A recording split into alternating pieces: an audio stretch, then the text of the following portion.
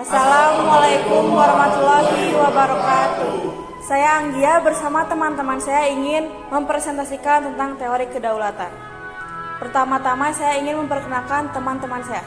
Di sebelah sini ada Narita, di sebelah sini ada Alia, dan di sini ada Faris, di sebelah sini ada Fauzan, dan di sebelah sini ada Zain. Apa itu teori kedaulatan? Teori kedaulatan yaitu kekuasaan tertinggi. Teori kedaulatan pertama kali dikemukakan oleh Jean Bodin yang ditulis dalam bukunya Cycliferis de la République, yang menentukan kekuatan dan legitimasi negara dalam menentukan dan menjalankan berbagai kebijakan.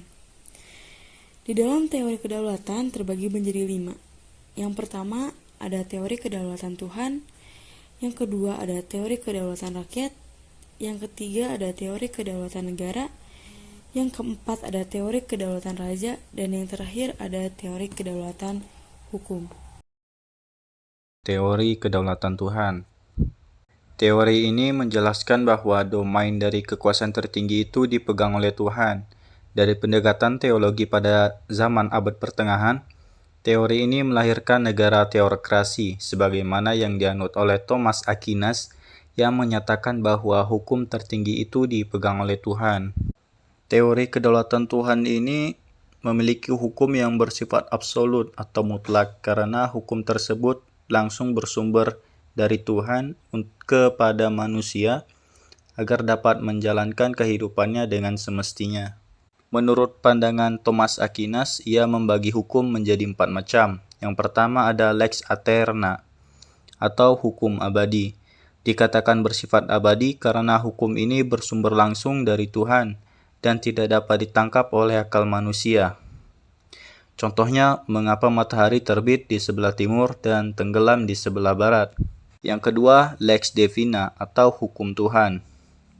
Ini merupakan berbagai macam aturan yang diperintahkan oleh Tuhan kepada manusia, seperti 10 perintah Tuhan dalam kitab Perjanjian Lama.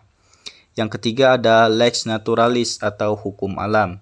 Hukum ini dibagi menjadi 2 bagian. Yang pertama principia prima, yang merupakan norma yang berlaku secara fundamental, universal, serta berlaku abadi. 2 principia secundaria. Hukum ini bergantung dari manusianya yang merupakan aktualisasi dari principia prima. Yang terakhir atau yang keempat ada lex humana. Hukum ini dibuat oleh manusia yang bersumber daripada lex naturalis dan juga perwujudan dari principia secundaria. Teori kedaulatan rakyat. Teori kedaulatan rakyat menyatakan bahwa kekuasaan tertinggi berada di tangan rakyat. Teori ini lahir dari Jean-Jacques Rousseau sebagai kelanjutan dari filsafatnya yang bersumber dari perasaan yang melekat pada diri manusia sebagai satu-satunya makhluk yang mempunyai peradaban. Seperti yang kita ketahui bahwa tanpa adanya tata tertib, kehidupan manusia tidak akan berjalan dengan tentram. Oleh sebab itu, manusia bersepakat untuk mendirikan negara dan untuk itu mereka mengadakan perjanjian rakyat. Terdapat 2 pendapat mengenai kedaulatan rakyat dalam kaitannya dengan kontrak sosial atau perjanjian masyarakat.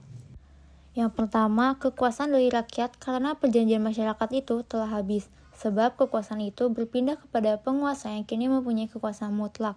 Penguasa itulah yang berdaulat, bukan rakyat. Yang kedua, manusia sejak dilahirkan telah membawa hak. Untuk menjamin hak-hak itu, mereka mengadakan perjanjian masyarakat untuk mendirikan negara dan untuk melindungi hak-hak manusia. Jadi, kedaulatan tetap berada pada rakyat. Teori ini merupakan dasar bagi berdirinya negara-negara demokrasi.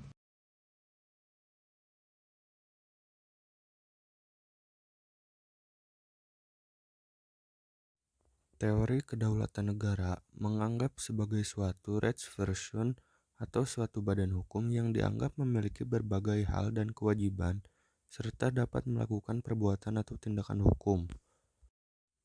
Tak ubahnya seperti juga seorang naturalistic person yang menjadi pendukung hak dan kewajiban yang sekaligus dapat melakukan perbuatan atau tindakan hukum. Negara sebagai badan hukum inilah yang memiliki kekuasaan tertinggi di dalam kehidupan manusia sebagai anggota masyarakat. Bagi Austin, yang berdaulat legibus soluta, yakni pembentukan hukum yang tertinggi atau supreme legislator, dan hukum positif adalah hukum yang dibuat oleh yang berdaulat itu. Menurut George Jelinek, yang menciptakan hukum itu bukan Tuhan dan bukan juga raja, tetapi negara. Adanya hukum karena adanya negara, dan negara adalah satu-satunya sumber hukum. Oleh sebab itu, kekuasaan tertinggi harus dimiliki oleh negara.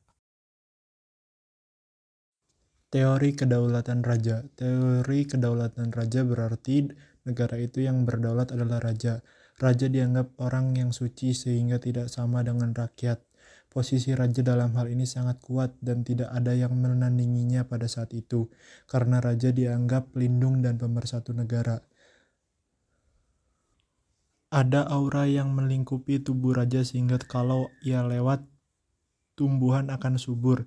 Hal ini menjadi kepercayaan rakyat. Kekuasaan raja tidak dapat dicabut rakyat jelata. Teori kedaulatan hukum. Kedaulatan hukum adalah apabila segala sesuatu yang berkenan dengan hubungan antara penguasa dan rakyat mengacu pada aturan yang telah disepakati bersama, tidak hanya pada keinginan salah satu pihak, khususnya penguasa. Kedaulatan hukum dapat juga dikatakan dengan negara hukum. Kekuasaan negara harus berpijak dan berlandaskan hukum. Hukum harus dipandang sebagai sumber dari segala sumber kekuasaan dalam negara. Teori ini dipelopori oleh Profesor Crabb sebagai reaksi penyangkalan terhadap teori kedaulatan negara. Teori kedaulatan hukum menunjukkan bahwa kekuasaan yang tertinggi bukan terletak di tangan raja dan bukan juga berada di tangan negara, melainkan berada di tangan hukum.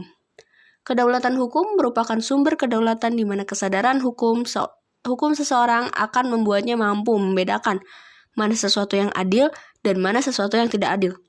Teori ini juga dapat dikatakan dengan prinsip rule of law yang dikembangkan oleh seorang A.V. Dicey. Prinsip yang kemudian berkembang di Amerika Serikat juga menjadi jargon the rule of law and not man. Kelemahan dari teori Crabb adalah teori tersebut tidak dapat diterima karena kaidah yang berasal dari perasaan hukum seseorang hanya berlaku baginya saja. Jika tidak demikian, maka masyarakat menjadi kacau atau anarki. Perbedaan antara kedaulatan negara dengan kedaulatan hukum adalah penganut teori kedaulatan negara mengatakan bahwa negara menciptakan hukum, sedangkan penganut teori kedaulatan hukum justru sebaliknya, hukumlah yang menciptakan negara. Legality adalah semua tindakan alat negara Statsorganen harus didasarkan atas dan dibatasi oleh peraturan perundang-undangan. Kelebihan dari teori kedaulatan hukum ialah yang pertama, hukum memegang peranan penting dalam negara. Hukum lebih tinggi dari negara yang berdaulat, artinya dalam asal mula negara berdasarkan teori kedaulatan hukum mempunyai peranan yang penting dalam kehidupan masyarakat. Hukum harus tetap ditegakkan. Bagaimana hukum dibuat, begitulah seharusnya penyelenggaraan negara. Yang kedua, teori kedaulatan hukum mengakibatkan kondisi pemerintahan yang serba beragam dan tingkat kedisiplinan di negara sangat tinggi. Kondisi ini menciptakan keteraturan dalam segala sektor dan membuat negara berkembang secara cepat dan teratur. Yang ketiga, melindungi kebebasan dan hak pokok tiap orang yang berada di wilayahnya. Perlindungan tersebut tidak hanya bersifat pasif, tetapi juga harus bersifat aktif dalam rangka menyelenggarakan kesejahteraan bagi rakyat. Yang keempat, sanksi terhadap pelanggaran peraturan tersebut adalah tegas dan bersifat memaksa. Adapun kelemahan teori kedaulatan hukum yaitu yang pertama, pemerintahan yang cenderung pro-mayoritas dan hukum menjadi represif, khususnya bagi kaum minoritas.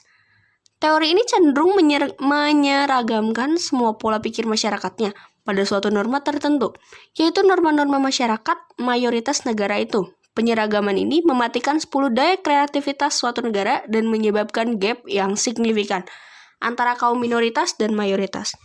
Yang kedua, timbulnya campur tangan politik.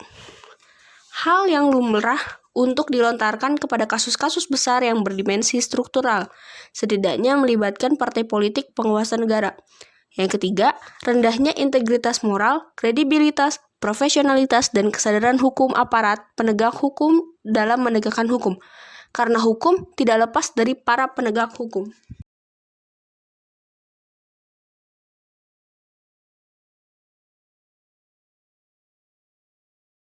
Sekian presentasi dari kami, kurang lebihnya mohon maaf. Wassalamualaikum warahmatullahi wabarakatuh.